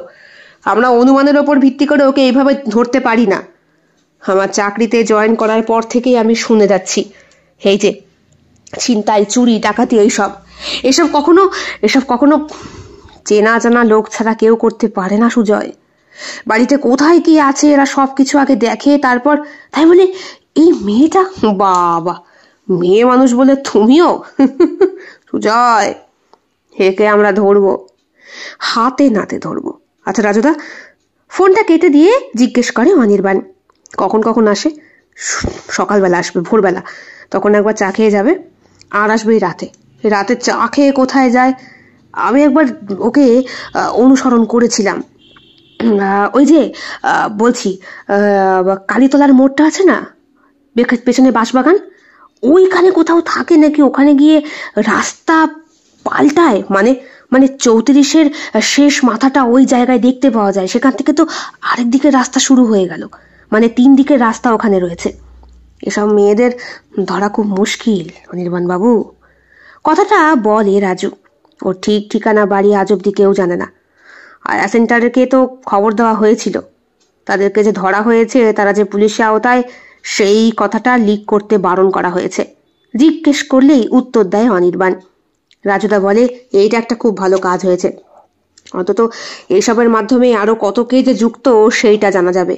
আর শুধু শুধু একটা আয়া সেন্টারের নামে বদনাম করে তো লাভ নেই, সবাই তো আর জোচ্চোর নয়। হ্যাঁ, এই কথাটাই ওপর মহলে বোঝাতে গিয়ে আমার হা পিত্তে অবস্থা ছুটে গিয়েছিল রাজুদা। আচ্ছা রাজুদা, ভোরবেলা আমি আসবো। মেয়েটি যদি আমার সম্পর্কে কিছু জিজ্ঞেস করে তাহলে তুমি বলবে মেয়েটা মেয়েটা এক ব্যবসায়ীর ছেলে, পরিচয় দিয়ে দেবে। কথাটা শেষ করে শ্রেয়ার বাড়ির পরিচয়টা দিয়ে দিতে বলল রাজুদাকে। ঠিক আছে, রাজুদা হ্যাঁ বলে সম্মতি দেয়। শ্রেয়ার বাড়ি অনেকটা ভেতরে, মেয়েটা কি আর অত খোঁজ খবর পাবে নাকি? তাছাড়া শ্রেয়ার বাড়িতেও অনেক কাজের লোক আছে, তাদের কাছে এই মেয়ে মনে হয় ধোপে টিকবে না। সিসিটিভি ফুটেজও আছে, সুতরাং ওইদিকে কোনো ভয় নেই। পরের দিন ভোরবেলায় আগে আগে এসে পৌঁছে যায় অনির্বাণ। হেডকোয়ার্টার থেকে ওকে অর্ডার দেওয়া হয়েছে খুব শিগগিরই মেয়েটাকে ধরতে হবে। আজকাল নাকি খুনও হচ্ছে, গলার নলি কেটে খুন করে দিয়ে যাচ্ছে কোনো গ্যাংয়ের কেউ। মেয়েটা যদি তাই হয় তাহলে যথেষ্ট ডেঞ্জারাস সে। সকালবেলা রাজুদার দোকানে পৌঁছাতেই অনির্বাণ দেখতে পায় মেয়েটি আগে থেকেই এসে বসে, আজকে পরনে সাদা রঙের চুড়িদার। নমস্কার। নমস্কার। আপনি আপনি কালকে রাতে চা খাচ্ছিলেন না রাজুদার দোকানে? আপনার নামটা যেন কি বললেন? এবার অরুণ। হ্যাঁ রাজুদা। ভাগ্যিস রাজুদা বলে দিল, নাহলে তো অনির্বাণ নিজের নামটাই বলে দিচ্ছিল। অরুণ বাবু, আপনার সঙ্গে পরিচয় হবার পর থেকেই একটা কথা শুধু জানতে ইচ্ছে হচ্ছিল। কি? মানে আপনাকে তো কোনোদিন এখানে দেখিনি এই তল্লাটে। আপনি এখানকার কতজন লোককে চেনেন? জিজ্ঞেস করে অনির্বাণ। না মানে এখানে রয়েছি তাও প্রায় বছর 2-3 তো হলো। মাত্র বছর 2-3? আমার জন্ম এখানে, আর আপনি আমাকে সন্দেহ করছেন? তাহলে আপনার কাজটা কি? মানে আপনি আসলে আমার জায়গায় জায়গায়। রাজু ইশারা করতে অনির্বাণ চেপে গেল। জায়গায় জায়গায় ব্যবসার মালপত্র পৌঁছায় তো, তাই আর কি। আচ্ছা রাজুদা, চললাম। অনির্বাণ বুঝতে পারে এবার সত্যিটা বেরিয়ে যাবে। রাজু তার ঘাড়ের ওপর বন্দুক চালিয়ে বেরিয়ে গেল সে। এইবার রাজুর দিকে ঘুরে বসলো মেয়েটি। আসলে আমি জানতে চাইছিলাম এই লোকটি কে? এই মানে এই লোকটা এই বলে কিছুক্ষণ আমতা আমতা করে শ্রেয়ার বাবার ব্যবসা আর তার ঠিকানাটা মোটামুটি বলে দিল রাজুদা। নিশ্চিন্ত হলো মেয়েটি। ও তাই? এরপরে 1 দিন 2 দিন 3 দিনের মাথায় অনির্বাণকে প্রতিদিন রাজুদার দোকানে দেখতে দেখতে মনের ভেতরে একটা ভালো লাগা জন্মায় তার। সেই দিন বর্ষা, ভালোই বৃষ্টি হচ্ছে। অনির্বাণের রাতে আসতে একটু দেরি হয়েছে। তাছাড়া থানা থেকে বেরিয়ে বাড়িতে গিয়ে অন্য পোশাক পরে আসতে হয়। যদি মেয়েটা জানতে পারে তাহলে তো বিশ্রী বিপদ। মেয়েটাও আসলো। তার চুড়িদারটা ভেজা, মাথার চুলগুলো ভিজে টপ টপ করে জল পড়ছে। রাজুদা, একটা চা। অনির্বাণ দোকানের ভেতরে ছিল। দোকানে আর কোনো জনপ্রাণী নেই। মেয়েটি বলল, বুঝতে পারি? হ্যাঁ নিশ্চয়ই। আপনি রোজ এখানে চা খেতে আসেন, একাই থাকেন, কোনো স্পেশাল কারোর জন্য অপেক্ষা করেন নাকি? অনির্বাণের বুকের ভেতরটা ধড়াস করে ওঠে। গত কয়েকদিনে মেয়েটাকে দেখতে দেখতে যে মাথার মধ্যে ওরও এমন একটা কিছু হয়নি তা নয়। যদিও চট করে আবার শ্রেয়ার মুখটা ভেসে ওঠে অনির্বাণের। না আসলে আসলে ওনার ব্যবসার কাজ তো, এখানে ওই ট্রাকগুলো এসে দাঁড়ায় তাই। ও রাজুদা, তুমি তো ওনার সম্পর্কে বেশ ভালোই ইনফরমেশন রাখো। মেয়েটা হেসে বলে। তা তোমার নাম, ঠিকানা এগুলো কিছুই তো জানা হলো না। রাজুদা বলে, হে হে, এই তো ভুলে গেছো। তুমি সেদিন পরিচয় করলে, তোমার নাম বললে অরুণ, আর ওর নাম বললো আরাত্রিকা। এই তো রাজুদা সব মনে রেখেছে। আমি আরাত্রিকা। তুমি? আমি তো অরুণ। ওই আমার বলে আবার সে নিজেও শ্রেয়ার বাড়ির ঠিকানাটা দেয়। রাজুদার বুঝতে বাকি থাকে না, ভালো করে ঠিকানাটা শুনে এবং নাম পরিচয় ঠিকঠাক আছে কিনা দেখে নিচ্ছে আরাত্রিকা। ওর নিজের নামটাও ঠিক কিনা সেখানেও একটা ঘোর সন্দেহ আছে। তাহলে আর চলি। তখন বাইরে বৃষ্টি। তুমি একা একা যেতে পারবে? এ বাবা, তুমি করে বলে ফেললাম। না না, ঠিক আছে, আমি চট করে কাউকে বিশ্বাস করি না, কিন্তু আপনাকে দেখে প্রথম থেকেই আমার ভালো লেগেছে, বিশ্বস্ত বিশ্বস্তও লাগছে। তাছাড়া আপনার বাবা বেশ রাগী মানুষ। হ্যাঁ মানে? না, আমি তো ওখানে কাজ করেছি, ওই তল্লাটা আমার চেনা, যথেষ্ট রাগী একজন লোক। ওনার একটা মেয়ে আছে শুনেছিলাম, ছেলে আছে জানতাম না। আপনাকে দেখে বেশ ভালোই লাগলো। কিছুক্ষণের জন্য অনির্বাণের মনে হলো নিজেই নিজের কাজে গেছে ফেসে। কেসে বলল, আসলে এ কি ভীষণ লেগেছে বুঝি? বলে অনির্বাণের পিঠে বেশ কয়েকবার হাত দিয়ে চাপড় মেরে নিজের ব্যাগের থেকে একটা জলের বোতল বার করে অনির্বাণের হাতে ধরিয়ে দিল আরাত্রিকা। খেয়ে নিন ঝকঝক করে, ঠিক হয়ে যাবে। জলটা খেতেই অনির্বাণ থ্যাঙ্কস বলল। এবার কি বলছিলেন? বলছিলাম বৃষ্টি হচ্ছে, তুমি একা একা যেতে পারবে? আমার একা একা রাতে যাওয়া অভ্যেস আছে। এই তো এখান থেকে ওই কলাবাগান, কলাবাগানের পেছনে রয়েছে বাঁশবাগান, বাঁশবাগানের পাশ থেকেই রাস্তা 3টে মাথা হয়েছে, ওই 3 নম্বরেই আমার বাড়ি। হো, কিছুই বুঝতে পেরেও যেন বুঝতে পারলো না অনির্বাণ। বলল, আমি পৌঁছে দিয়ে আসি। চলুন। হাঁটতে হাঁটতে দুইজন যাচ্ছে। খুব বুঝে সমঝে পা রাখছে অনির্বাণ। এরই মধ্যে সুজয় বেশ কয়েকবার ফোন করেছে, ফোনটা গো গো শব্দ করে গেছে কেটে। ওদিকে শ্রেয়ারও বিয়ে ঠিক হয়েছে। শ্রেয়ার বাবা মা এসেছিলেন কার্ড দিয়ে নিমন্ত্রণ করতে। ভাগ্যিস অনির্বাণ তখন বাড়ি ছিল না। শ্রেয়া একটা চিঠি লিখে গেছে ওর জন্য, কার্ডের একেবারে শেষে। তাতে লেখা আছে, পস্তাবে তুমি একদিন। না, অনির্বাণের কোনো পস্তানো আসে না। যেমন শ্রেয়ার বিয়ে ঠিক হয়েছে, তেমন একদিনে খুনও হয়েছে বেশ কয়েকটা। আর এই মেয়েটা যে সেই দলের গোদা আর মাথা, সেটা বুঝতে অনির্বাণের এতটুকু বাকি নেই। রাস্তা দিয়ে যেতে যেতে হঠাৎ করে পায়ে হোঁচট খায় আরাত্রিকা। আহ লাগলো, ওই পাটা বোধহয়। দেখি। অনির্বাণ নিজের কোলে ওর পা নিয়ে দেখে। ফর্সা পায়ে রূপালী নূপুর পরা, ছোট্ট ছোট্ট পা দুটো। বেশ খানিকটা কেটে গেছে। কেটে গেছে তো? চলো তোমাকে বাড়ি পৌঁছে দিই। মনে হচ্ছে হাঁটতে পারবো না। কিন্তু বৃষ্টি হচ্ছে এখন। ঠিক আছে। এমা এমা এমা এমা করার আগেই আরাত্রিকাকে কোলে তুলে নিল অনির্বাণ। তারপর হাঁটতে শুরু করলো। কোথায় তোমার বাড়ি? আরাত্রিকা আজ পর্যন্ত নিজের বাড়ি কাউকে দেখায়নি, কিন্তু অনির্বাণের ঠিকুজি কুষ্টি দেখে ওকে বিশ্বাস করা যেতেই পারে। হাঁটতে হাঁটতে চলে গেল বাঁশবাগানের ভেতর।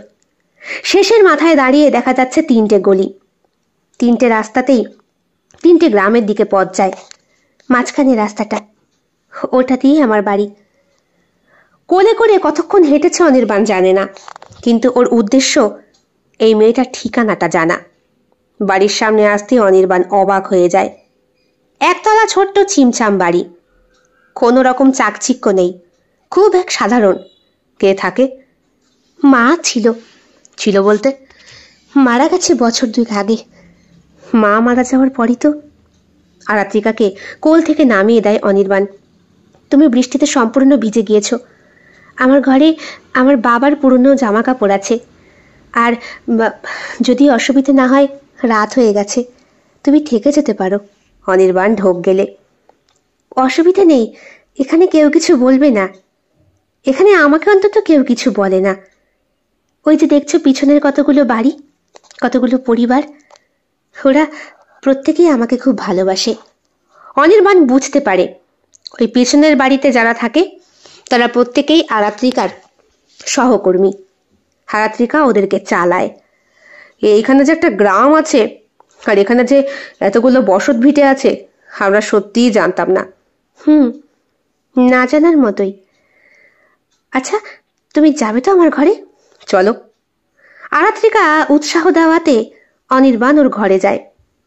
ব্যাগ থেকে একটা ছোট্ট চাবি বের করে নিজের ঘরের তালা খুলে ভেতরে যেতে বলে অনির্বাণকে। তোমার পা একটু ঠিক আছে, কিন্তু কেটে গেছে, ওখানে তো ব্যান্ডেজ করতে হবে। আমার অভ্যেস আছে, এইটুকু তো কাটবেই। আর কাটা ছেঁড়া না করলে কি আর জীবনের শখ শৌখিনতা পূরণ করা যায়? কথাটা বলে নিজেকে চেপে নেয় আরাত্রিকা। এখানে এক মুঠো ভাত কেউ এমনি এমনি দেয় না, সবটাই খেটে খেতে হয়। মায়ের মৃত্যুর পর অন্তত সেটা বুঝতে পেরেছি। বুঝতে পারে অনির্বাণ ভেতরে অন্য কোনো গল্প আছে। আচ্ছা, তুমি তো পৌঁছে গেছো বাড়ি, আমি চলি। আমার বাড়িতে খবর দেওয়া হয়নি, বাবা মা চিন্তা করবে। তাছাড়া আমার বাড়ি তো সম্পূর্ণ। তোমার বাড়িতে এইদিকে রাস্তাতেই পড়বে। ভাগ্যিস কথাটা ঘুরিয়ে নিয়েছিল আরাত্রিকা। হ্যাঁ মানে তবুও এখন তো বাস যাবে না, অন্য কোনো গাড়িও যাবে না। তাছাড়া বাঁশবাগানের শেষের মাথাতে তো 34-এর অনেকটাই ভেতর দিকে এই বাড়ি। তুমি কি করে যাবে? আমি যেতে পারবো। কোনো রকমে কাটিয়ে বেরিয়ে ওঠে অনির্বাণ। যখন বেরোচ্ছে তখন আরাত্রিকা বলে, আমার বাড়ির ঠিকানা কাউকে দিই না। আয়া সেন্টারে যখন কাজ করি তখনও দিই না। আসলে আমার পেট চালানোর মতো টাকা হলেই হয়ে যায়। কিন্তু ওই পেছনের বাড়িগুলোকে দেখার জন্য মাঝে মধ্যে কি কিছু না, আমার বাড়ির ঠিকানা কিন্তু তুমি কাউকে দিও না। মা বাবার মৃত্যুর পরে একা একা থাকতাম তো, কম লোকে এসে আমাকে প্রলোভন দেখায়নি। সবাই হারামি, সবাই জোচ্চোর, সব শালা ওই শরীর চায়। তাই অনির্বাণ ঘুরে তাকায় মেয়েটার দিকে। কতই বা বয়স আমার বলো? 19 বছর। গ্র্যাজুয়েশন কমপ্লিট করার জন্য কলেজেও ভর্তি হয়েছিলাম। ফিস দিতে পারিনি বলে স্যার অবধি আমার বাড়িতে এসে আমার গায়ে। থাক, আর বলতে হবে না প্লিজ। অরুণ, তুমি কিন্তু আমার বাড়ির ঠিকানা কাউকে দিও না। দেখো, আমি তোমাকে অনেকটা ভরসা করে। হ্যাঁ, বুঝতে পারছি। এরই মধ্যে পেছন দিকের বাড়ি থেকে একটা অল্প বয়সী ছেলে ছুটে আসে। দিদি, দিদি বাড়ি এসেছো? দিদি, দিদি আমার রেজাল্ট আউট হয়েছে। দিদি আমি পাশ করেছি। তাই? সত্যি? সত্যি পাশ করেছিস? দিদি, দিদি মুনিয়া একটু কম নম্বর পেয়েছে বলে কান্না করছে। কই চল দেখি। অনির্বাণও পিছন পিছন যায়। বস্তি এলাকার মতো অনেকগুলো ছোট ছোট বাড়ি। ওখানে বেশিরভাগই অল্প বয়সী ছেলে মেয়ে থাকে তাদের মাকে নিয়ে। বাবা নেই বললেই চলে। আমাদের সবাইকে দিদি দেখে, দিদি খাওয়ায়, উৎসাহের সহিত কথাটা বলে মুনিয়ার মা। দিদি ছাড়া আমাদের চলতো কি করে? ওকে ওকে ওকে তুমি জানো না বাবু, ও এখানকার গ্রামের মাস্টারের মেয়ে। মাস্টার কত ভালো ছিল, কত ভালো লোক। এদিকে মাস্টারের বাড়ি সেইবার কতগুলো পুলিশ এসে অনেক অপমান করে গেলে, আর উনি আত্মহত্যা করলে। আত্মহত্যা করার পরে কচি মেয়েটাকে নিয়ে বউটা একা একা থাকতো। বউটাকে টাকা দেবে বলে ওরা ধরে নিয়ে গেল। ওর মাটা আর এলো না। সেই থেকে ও আমাদের দিদিমণি। আমরা ওকে তিলে তিলে বড় করেছি গো বাবু। আর এখন সেই ঋণ ও শোধ করছে। অনির্বাণ বুঝতে পারে ছোটবেলায় পাওয়া গভীর কোনো দুঃখ বেদনা, যার যন্ত্রণা একটু একটু করে মনটা পাথর করে দিয়েছে আরাত্রিকার, যার ফলে সে হয়ে উঠেছে রাতের মারাত্মক ভয়ঙ্কর একজন প্রাণী, যে দিনের বেলায় আয়া সেন্টারে কাজ করে আর রাত্রে বেলায় সে সমস্ত নরখাদকদের একটা একটা করে শিকার করে মারে। এলাকাটা পুরো ঘুরে দেখলো অনির্বাণ। ফোন করলো সুজয়কে, বলল কয়েকদিনের মধ্যেই গাড়ি রেডি করে রেখো, তথ্য প্রমাণ সব পেয়ে যাব। আর মাত্র কয়েকটা দিনের অপেক্ষা। একটু বিশ্বাস অর্জন করতে পারলেই হবে। পিছন দিকে তাকিয়েই দেখে আরাত্রিকা দাঁড়িয়ে। ফোন করছিলে বুঝি? এটা আমার গ্রাম। ভালো লেগেছে? হ্যাঁ, কিন্তু এটা বুঝতে পারলাম যে তোমার বাবা একজন মাস্টার ছিলেন। হ্যাঁ ছিলেন তো, মুখুজ্জিদের বাড়িতে আগে কাজ করতাম। মুখুজ্জি বাবুর বড্ড লোভ ছিল। আমার বাবার রেখে যাওয়া এক কাঠা জমি ওই রাস্তার ওই দিকে, বলে হাত দিয়ে ইঙ্গিত করলো আরাত্রিকা। বাবা ওই জমিটা আমার জন্য রেখেছিল। বিয়ের পরে আমি স্বামী নিয়ে ওখানে থাকবো, বাড়ি করবে বলেও ঠিক করেছিল বাবা। ওই লোকটা সেই জমিটা নেওয়ার জন্য বাবাকে মেরে ফেললো। বাবাকে অনেক টাকা দাম দিয়েছিল, কিন্তু বাবা বলেছিল ও জমি বাবার স্বপ্নের জমি, বিক্রি করবে না। তাই আরাত্রিকার চোখের কোণায় একটু জল। এরপরে ওরা মাকেও নিয়ে। অনির্বাণ বুঝতে পারলো মেয়েটা এমনি এমনি এত বড় পাপী হয়নি। তাই তো আমি এই ভুলু কালু এদেরকে দিয়ে কি করো? চেপে গেল আরাত্রিকা। কিচ্ছু করি না। আচ্ছা অরুণ, তুমি না বলছিলে বাড়ি যাবে? হ্যাঁ, বাড়ি যাব। যাও তাহলে, এসো। বুঝতে পারে অনির্বাণ আরাত্রিকার প্রতি একটা মোহে আকৃষ্ট হচ্ছে সে। মেয়েটাকে যত দেখছে তত বেশি অবাক হচ্ছে। বাড়ি পৌঁছানোর সাথে সাথেই একটা দীর্ঘ নিঃশ্বাস ফেলেও। শ্রেয়া রেখে যাওয়া চিঠিটা পড়ছে। হঠাৎ আরাত্রিকার মুখটাও চোখের সামনে ভেসে ওঠে। এটা কি করে সম্ভব? আরাত্রিকাকে তো ও কোনো রকম ভ্যালুই দিচ্ছে না, অথচ ফোন আসে সুজয়ের। স্যার স্যার স্যার আগামী পরশু একটা মারাত্মক বিপদ হতে চলেছে। কিরকম? স্যার, ও বড়ুয়াদের বাড়ি কাজ করত, এখনো করছে। বড়ুয়ার বড় ছেলে ফিরে এসেছে বিদেশ থেকে, প্রচুর গয়না টাকা পয়সা নিয়ে এসেছে। বড়ুয়াদের বাড়ির বয়স্ক মহিলাটা প্যারালাইসিস রোগী, আরাত্রিকা দেখাশোনা করে তার। মানে নিজের নাম যে আরাত্রিকা বলছে এই নয়, ওই বাড়িতে কদিন পরে একটা অনুষ্ঠানও আছে, সেখানে নাকি আরাত্রিকার ঠিকানা ট্রেস করে যেটা জানা গেছে সেটা হলো এই, ওর আশেপাশের লোকেরাই ওখানে রাঁধুনির দায়িত্ব থেকে শুরু করে সব কিছু নিয়েছে। আমার মনে হচ্ছে গ্যাংটা সম্পূর্ণ প্রস্তুত স্যার। স্যার, যেভাবেই হোক আপনাকে কিন্তু এটা কমপ্লিট করতেই হবে, আমাদের মান সম্মান নষ্ট হয়ে যাচ্ছে স্যার।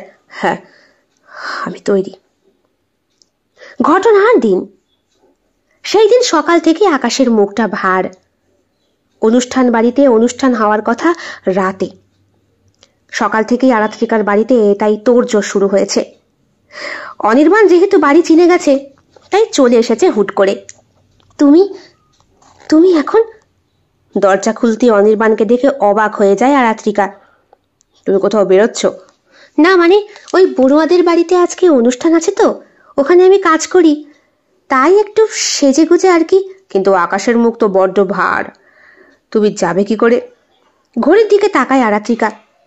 তখন বিকেল 5টা বাজে, কিন্তু দেখে মনে হচ্ছে যেন রাত ঘনিয়ে এসেছে। আসলে বড়ুয়াদের বাড়ির কাজটা আমায় করতেই হবে, না করলে তো হবে না। আর নাইটের কাজ যেহেতু আমি করি, তাই। তুমি তো নাইটের কাজ করো না। আমি গতকালকেও রাজুদার দোকানে গিয়েছিলাম, সে বলল তুমি চা খেতে আসোনি 10টার সময়, তাই ভাবলাম বোধহয়। দেখো, আমার আমার সব সময় কাজ করতে হয়, সেটা দিনে কি আর রাতে কি। তোমার নিজের পেট তো একটা বাড়ি আয়া কাজ করলেই চলে যায়, তাহলে এতগুলো? দেখো, আমি অত কৈফিয়ত দিতে পারবো না, আমাকে আমাকে করতে হয় তাই। এরই মধ্যে অনির্বাণের ফোনটা বাজে। স্যার, আপনি কোথায়? স্যার, আমরা গাড়ি নিয়ে অপেক্ষা করছি। অনির্বাণ বলে, একটু পরে আসছি, কাজে ব্যস্ত আছি। তুমি বারবার এখানে এসে কাকে ফোন করো বলো তো? হ্যাঁ, তুমি তুমি কি কি কি কি বলতে চাও? আর আমি আমি যাচ্ছি এখন কাজে, তুমি এখন কেন এসেছো বলো? কেন এসেছো? দিদি দিদি আমাদের গাড়ি রেডি, রান্নার জন্য খেন্তি মাসি অনেক আগেই চলে গেছে। তুমি যখন বলবে তখন ঘনাদা, শিবাদা ওদেরকে নিয়ে আমরা সবাই রেডি হয়ে যাব। ওই মন্ডল পুকুরের ওপার দিয়ে যাব, সেখান দিয়ে গিয়েই তো। আস্তে আস্তে বল। ছুটতে বেরিয়ে যায় আরাত্রিকা। এরই মধ্যে ফোন এসেছে আবার অনির্বাণের। হেডকোয়ার্টার থেকে ফোন করে ওকে বলা হচ্ছে, যেমন করেই হোক ওই মেয়েটিকে আমার জ্যান্ত চাই, সুস্থ সবলভাবে, কোনো টাঁচ যেন ওর না লাগে। এতদিন ধরে কম বদমাইশি করেনি। একটা মেয়ে মানুষ হয়ে চিন্তা করতে পারো অনির্বাণ, কতগুলো মানুষকে নাচিয়ে ছাড়ছে। অনির্বাণ ঢোক গেলে, যেভাবেই হোক ওকে আমার জ্যান্ত চাই। বাড়িতে পুলিশ পৌঁছে গিয়েছে, ফোর্স নিয়ে তোমার চিন্তা করতে হবে না। তোমার ওপর দায়িত্ব থাকলো মেয়েটাকে যেন জ্যান্ত ধরা হয়। প্রতিবারই খুন রাহাজানি করে যেভাবেই হোক ওরা জায়গা থেকে এমনভাবে ফেরার হয় যে ওদের আর টিকিটই খুঁজে পাওয়া যায় না। শুধু খুঁজে পাওয়া যায় না ভুল হবে। মেয়েটি আয়া হিসাবে কাজ করে বলে সবার কাছে এতটাই ভালো যে ওর নামে কেউ কোনো দোষারোপই করে না, তাই ওকে সেইভাবে ধরাই হয় না। অনির্বাণ বলে, স্যার, হাবিব হাবিব সম্পূর্ণভাবে আমার 100% দেওয়ার চেষ্টা করব স্যার। ফোনটা কেটে যায়। জোরে একটা বাজ পড়ে। ঘড়ির কাঁটায় তখন সন্ধে 6টা। সম্পূর্ণরূপে রেডি হয়েছে আরাত্রিকা। ওকেও একটা নতুন বউয়ের মতোই লাগছে। অনির্বাণ বলে, তুমি এক্ষুনি বেরোবে? হ্যাঁ, আমাকে এক্ষুনি বেরোতে হবে, আজকে রাতের কাজটা আমার কাছে খুব গুরুত্বপূর্ণ। তারপর তারপর তারপর তো আমি অন্য জায়গায় যাব। আসলে সব সময় আমি এক জায়গায় থাকতে পারি না, জাস্ট একটা মাস পরই আমাকে। আচমকাই অনির্বাণ ওকে জড়িয়ে ধরে। আরাত্রিকা চুপ হয়ে দাঁড়িয়ে থাকে আয়নার সামনে। আজ ওর পরনে একটা দুধে আলতা রঙের শাড়ি, ম্যাচিং ব্লাউজ, হালকা ইমিটেশনের গয়না। হে কি, আমাকে ছাড়ো অরুণ, অরুণ দেখো, আমাকে ছাড়ো। কোনো কথা শোনে না অনির্বাণ। ওর পিঠের কাছ থেকে চুলগুলো সরিয়ে ওর ঘাড়ের কাছে একটা চুম্বন করতেই আরাত্রিকার সমস্ত শরীরে কাঁটা দিয়ে ওঠে। পেছন দিক থেকে ওর হাত ধরে ওর জেগে যাওয়া লোমশগুলোকে অনুভব করতে এতটুকু বাকি থাকে না অনির্বাণের। এরপরে অনির্বাণের পুরুষ্ঠু ঠোঁট আর গোঁফ স্পর্শ লাগে শুধুমাত্র আরাত্রিকার ঘাড়ে এবং পিঠে। আরাত্রিকাকে সামনে ঘোরাতেই ওর চোখে চোখ পড়তেই ওর দুধে আলতা শাড়ির মধ্যে শ্রেয়াকে খুঁজে পায় অনির্বাণ। স্যার বারবার বলে দিয়েছেন একদম জ্যান্ত চাই ওকে। পুলিশ যেভাবে পাহারা দিচ্ছে আজ ওদের বড়ুয়াদের বাড়ি, তাতে আরাত্রিকার বিপদ হবেই হবে। গত 6 মাস ধরে শহরে কম খুন হয়নি, কম চুরি ডাকাতি হয়নি, প্রচুর গ্যাংকে ধরা হয়েছে, কিন্তু তাতে যে একজন নারী যুক্ত এটা আশা করতে পারেনি কেউ। কি দেখছো? তুমি কি করছো এগুলো? আমার বাড়িতে কেউ থাকে না বলে তুমি? কথা শেষ করতে পারে না আরাত্রিকা। অনির্বাণ ওর ঠোঁটে ঠোঁট রেখে সমস্ত অধিকার যেন অর্জন করে। ঠোঁটটা ছেড়ে দেবার সাথে সাথেই দেখতে পায় আরাত্রিকার চোখে জল। অনির্বাণও বুঝতে পারছে সে ভুল করছে, কিন্তু নিজের ভালোবাসায় আটকে রাখা যায় যেই মানুষকে, ছেড়ে দিলে সেই মানুষ আরো বেশি বিপদে পড়তে পারে। অনির্বাণের ভেঙে যাওয়া বুকে একটু একটু করে আরাত্রিকা জায়গা করে নিয়েছিল। অনির্বাণও ভুলে যাচ্ছিল বারংবার মেয়েটা একজন ডাকাত। আরাত্রিকা আবার বেরিয়ে যেতে যায়। অনির্বাণ এবার হ্যাঁচকা টানে ওকে নিজের বুকের ওপর এনে ফেলে। ওর এলোমেলো চুল অনির্বাণের মুখে চোখে লাগে। হাত দিয়ে সেগুলোকে ধরে পেছন দিক থেকে চুলের মুঠি শক্ত করে ধরে ওর ঠোঁটে আবার নিজের ঠোঁট রাখে অনির্বাণ। এইবার আর আরাত্রিকা জবাব না দিয়ে পারে না। হাত থেকে ফোনটা পড়ে যায় নিচে। অনির্বাণের চুলগুলো শক্ত করে ধরে সেও পাল্টা চুম্বনে আবিষ্ট হয়। অনির্বাণের শরীর জেগে ওঠে কাঁটায় কাঁটায়। আরাত্রিকা ছুটতে বেরিয়ে যেতে গেলে ওর আঁচল টেনে ধরে অনির্বাণ। তারপর আঁচলের পিন এক টানে খুলে ফেলে। আরাত্রিকা বুঝতে পারছে সর্বনাশ আজকে একটা ওর হবেই, কিন্তু কোথায় যেন অনির্বাণকে ভরসা করতে আর বিশ্বাস করতে ইচ্ছে হয়। এরপরে অনির্বাণ এগিয়ে আসে, আরাত্রিকার গলায় চুম্বন করে, একটু একটু করে ব্লাউজের প্রত্যেকটা হুঁকে যেন অনির্বাণের হাতের স্পর্শে সবটা বাঁধ খুলে যায়। বিছানায় অনির্বাণ যখন হেনে রাখে আরাত্রিকাকে, তখন আরাত্রিকার শরীরে বস্ত্রের এক খণ্ডও নেই। বিদ্যুৎ চমকাচ্ছে বাইরে, প্রচন্ড ঝোড়ো হাওয়া। বারবার ফোন বাজছে আরাত্রিকার, কারণ ততক্ষণে গ্যাং পাকড়াও করে ফেলেছে সকলকে।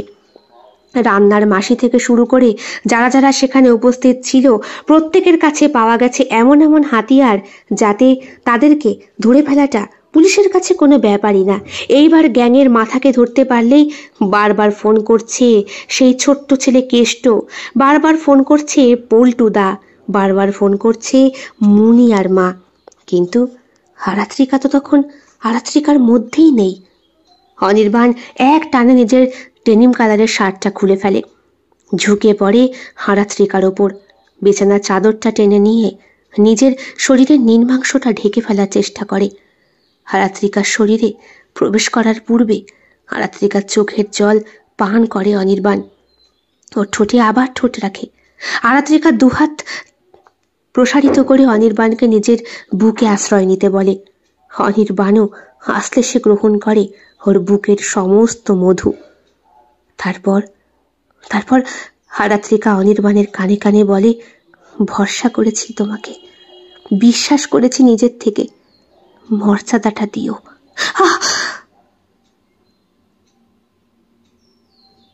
পরের দিন যখন ঘুমটা ভাঙে, তখন নিজের এলোমেলো চুল আর বিবস্ত্র অবস্থা থেকে লজ্জায় নিজেকে আর আয়নার সামনে দেখতে পারে না আরাত্রিকা।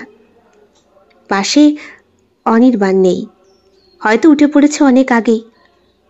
এলোমেলো জামা কাপড়গুলো সরিয়ে নিজেকে কোনো রকমভাবে গুটিয়ে দরজা খুলে যখন বাইরে বেরোয় আরাত্রিকা, তখন দেখে বাড়ির চারিদিকে পুলিশ দাঁড়িয়ে রয়েছে। শুধু পুলিশই নয়, ওর নিজের সাঙ্গপাঙ্গরাও। অনির্বাণ, ব্রাভো, তোমার কাজে আমি ভীষণ খুশি। এইটুকু একটা মেয়ে, হ্যাঁ, এতগুলো লোককে নাকে দড়ি দিয়ে ঘোরাচ্ছিল। কি বুদ্ধিমতী, হ্যাঁ। চলো বাবা, এবার গিয়ে জেলের ঘানি টানো। বয়স তো 19 বছর হয়ে গিয়েছে, আর 1-2 বছর এদিক ওদিক হলে বোধহয় এতটা ক্ষতি তোমার হতো না। তাকিয়ে থাকে আরাত্রিকা অনির্বাণের মুখের দিকে। অনির্বাণ চোখে চোখ রাখতে পারছে না আরাত্রিকার। আরাত্রিকার চোখ থেকে টপ টপ করে জল গড়িয়ে পড়ে। আরে, এই মেয়ে দেখে আবার কাঁদতেও জানে? হ্যাঁ, হে তো কাঁদাতে জানে। কাঁদতে জানে সেটা তো জানতাম না অনির্বাণ। কি এমন করলে যে এই ডাকাতিনীর চোখ থেকেও তুমি জল বার করে ছাড়লে? অনির্বাণের চোখের কোণাটাও বোধহয় একটু ভিজে গিয়েছিল। নিজেকে সামলে এসে বলল, স্যার, আপনাদের কাজ হয়ে গিয়েছে, এবার ওকে নিয়ে যান। হ্যাঁ, সে তো নেবই। তা শুনলাম তোমার প্রেমিকারও নাকি বিয়ে ঠিক হয়ে গেছে, শ্রেয়া। হ্যাঁ, তার বাবা তো আমাকেও নিমন্ত্রণ পত্র দিতে এসেছিল। এটা কিন্তু খুব খারাপ হলো অনির্বাণ।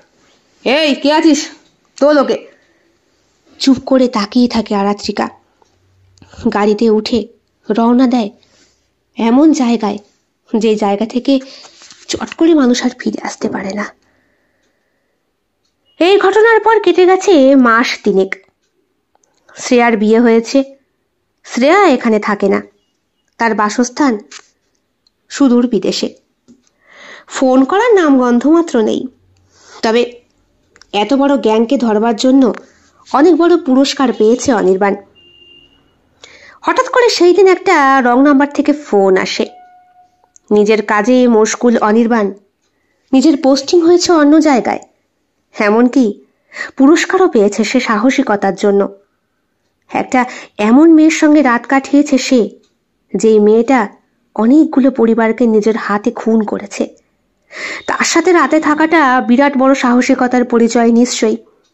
হ্যালো, কে? স্যার, আমি হাসপাতাল থেকে বলছি। হ্যাঁ, বলুন। স্যার, একজন পেশেন্ট আছে, আপনার সাথে দেখা করতে চাই। পেশেন্ট আমার সাথে? আপনি বোধহয় কোনো ভুল নাম্বারে। না না, আপনি অনির্বাণ বলছেন তো? হ্যাঁ, আপনাকেই চায় সে। পেশেন্টের নাম? আরাত্রিকা। অনির্বাণ চুপ। ঠিক আছে, আমি আসছি কিছুক্ষণ পর। কিছুক্ষণ পর নয় স্যার, আপনাকে এক্ষুনি আসতে হবে। প্লিজ আপনি ঠিকানাটা একটু নোট করে নিন। অনির্বাণ ঠিকানা নোট করে নেয়। গাড়ি করে বেরিয়ে পড়ে সেই ঠিকানা অনুযায়ী। আমি অনির্বাণ, আমাকে। হ্যাঁ স্যার, আমি ফোন করেছি। হাসপাতালে পৌঁছেই দেখে এটা জেল হাজতে বন্দি থাকা সেই মানুষগুলোর হাসপাতাল। আসুন, আমার সঙ্গে একটু এদিকে আসুন। একটা লেডি ডাক্তার অনির্বাণকে ডাকে এবং বলে, আমি ফোন করেছিলাম, এইদিকে আসুন। একটা রুমে নিয়ে যায়। কি আমাকে দিয়ে, মানে কিছু বুঝতে পারছি না। আরাত্রিকা ফোন। আমি বলছি। পেশেন্টের সামনে দাঁড় করাতেই অনির্বাণের চক্ষু যেন চক্ষুশূল হয়। কি হয়েছে? বেডে শুয়ে রয়েছে আরাত্রিকা। সমস্ত শরীরটা অসাড়, চোখ দুটো খোলা আকাশের দিকে। উনি গত 3 মাস ধরে কোমায় রয়েছেন। মানে? হ্যাঁ, ওনার হাজতবাস হবার পরপরই উনি আত্মহত্যা করার চেষ্টা করেছিলেন জেল থেকে পালানোর জন্য। ঝাঁপও দিয়েছিলেন ওপর থেকে, কিন্তু ওনার অদৃষ্ট, উনি মরেননি, আবার ধরা পড়ে গেছেন আর কোমায় চলে গেছেন। কিন্তু আমাদের কাছে একটা সমস্যা হলো স্যার, উনি প্রেগনেন্ট। কি? হ্যাঁ, আর আমরা বুঝতে পারছিলাম না কাকে ফোন করব, কাকে কি বলবো। আপনি যেহেতু এই কেসটা হ্যান্ডেল করেছিলেন, তাই আমাকে একটু সময় দেবেন। মানে? হ্যাঁ স্যার, আমি যদি পেশেন্টকে, আপনি পেশেন্টের সাথে কথা বলতে পারবেন, কিন্তু সে আপনার কথায় রিয়াক্ট করছে কিনা ওর হাতের আঙুল নাড়া বা চোখের জলে বুঝতে পারবেন। আসলে স্যার এমন একটা স্টেজে উনি রয়েছেন, ওনার পেটের বাচ্চাটা ওনার ভেতরে বেড়ে উঠছে। এইবার আমরা বলতে পারছি না কতদিন সেটা পসিবল হবে, কারণ উনি ঠিকঠাক খাবারও খেতে পারছেন না, উঠে বসতেও পারছেন না। কোমা পেশেন্টের জীবন তো বুঝতেই পারছেন, মৃত্যু আর বেঁচে থাকার মাঝখানে আটকিয়ে। তাই এই বাচ্চাটাকে যে কিভাবে বাঁচানো যায়, বাঁচানোর অনেক পদ্ধতি আছে, এখানে সেটা সম্ভব না স্যার। আবার ওনার জীবন আয়ুর ওপরও নির্ভর করছে সেটা। আসলে অত্যাধুনিক প্রযুক্তি তো আমাদের এখানে ব্যবহার হয় না। একমাত্র যদি বিদেশিদের কারোর মাধ্যমে অথবা বিদেশি কোনো চিকিৎসার মাধ্যমে পসিবল হতে পারে, তাহলেই সেটা। আরাত্রিকার কাছে এগিয়ে যায় সে। ওর হাতের আঙুলগুলো স্পর্শ করতেই আরাত্রিকার মধ্যে হয়তো একটা উত্তেজনার কাজ করেছিল। আরাত্রিকা, আরাত্রিকা, তুমি এটা কি করেছো? এটা এবার আমি কি নিয়ে বাঁচবো? আমি তো অপরাধী হয়ে গেলাম। আরাত্রিকা, আরাত্রিকা, আরাত্রিকা, কথা বলো। আরাত্রিকা, কথা বলো। আরাত্রিকা, আমি আমি আমি তোমাকে বাঁচাবো। আরাত্রিকা, আমি লড়বো, আমি লড়বো। আমি প্রমাণ করে ছাড়বো যে তুমি দোষী নও। তুমি তুমি তুমি কতগুলো মানুষের মুখে অন্ন তুলে দেওয়ার জন্য কাজটা করতে। আরাত্রিকা, আমি তোমার হয়ে লড়বো। আরাত্রিকা, প্লিজ আরাত্রিকা, ওঠো, প্লিজ প্লিজ। স্যার, পেশেন্টকে এভাবে বিচলিত করবেন না, এতে ওনার ক্ষতি হবে। কিন্তু কিন্তু নার্স, নার্স, আমি। নিজেকেই নিজে দোষারোপ করতে থাকে অনির্বাণ। হঠাৎ ফোনটা বাজে। হ্যালো, হ্যালো, হ্যালো, কেমন আছিস? কে? আমি, শ্রেয়া। ও, তুই কেমন আছিস? ভালো। তুই তো ভালো নেই অনির্বাণ। শ্রেয়া, শ্রেয়া, ভাগ্যিস তুই ফোন করলি। শ্রেয়া, আমি আমি একটা আমি আমি জানি তুই বিপদে পড়েছিস। তো আমি তোর থেকে অনেক দূরে আছি রে। যদি কাছে থাকতাম তাহলে হয়তো নিজের হাত দুটো বাড়িয়ে বলতাম, কাঁদিস না অনির্বাণ, সব ঠিক হয়ে যাবে। শ্রেয়া, শ্রেয়া, তুই বুঝতে পারছিস না। শ্রেয়া, আমি আমি আমি যে কত বড় ভুল করেছি। শ্রেয়া, শ্রেয়া, যাক, তবুও আমার জন্য চোখের জল তো একটু ফেলছিস, এটাই আমার কাছে। শ্রেয়া, শ্রেয়া, দেখ, তুই ঠিক বলেছিলি আমাকে, আমার এই চাকরি করা উচিত হয়নি। আমার হয়তো এটা ছেড়ে দিলেই এই দোষটা আমি করতাম না। শ্রেয়া, শ্রেয়া, আমি তোকে বলে বোঝাতে পারবো না। শ্রেয়া, কার সাথে কথা বলছো? এই ডাকছি। হ্যাঁ, ও ডাকছে। ফোনটা কেটে দেয় শ্রেয়া। অনির্বাণ তাকায় বিছানায় শুয়ে থাকা আরাত্রিকার দিকে।